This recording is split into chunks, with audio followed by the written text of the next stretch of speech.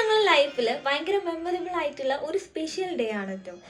ഞങ്ങൾ ഇന്ന് ഗുരുവായൂരാണുള്ളത്. രാവിലെ എണീറ്റ് ഫ്രഷ് ആയതിനു ശേഷം ബ്രേക്ക്ഫാസ്റ്റും കഴിച്ച് ഞങ്ങൾ നേരെ പോയിട്ടുണ്ടായിരുന്നത് ലൈബ്രറി ഹാളിലേക്കായിരുന്നു കേട്ടോ. അവിടെ വെച്ചിട്ട് ഞങ്ങൾക്ക് പ്രാക്ടീസ് സെക്ഷൻ ഉണ്ടായിരുന്നു ശ്രീഹരി സ്തോത്രത്തിൻ്റെ.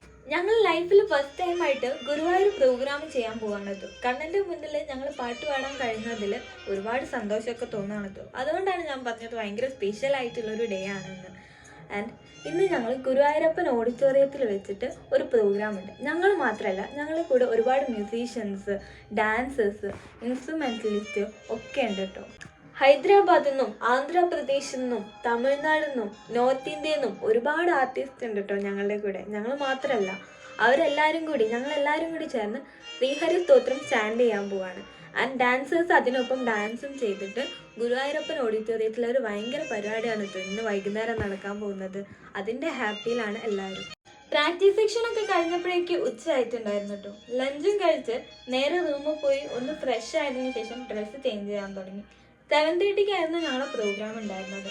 ഞങ്ങൾ musician side full Kerala traditional outfit ആയിരുന്നു ഇട്ടിട്ടുണ്ടായിരുന്നത്. ഞങ്ങളൊക്കെ സെറ്റ് സാരി ആയിരുന്നു എടുത്തിട്ടുണ്ടായിരുന്നത്.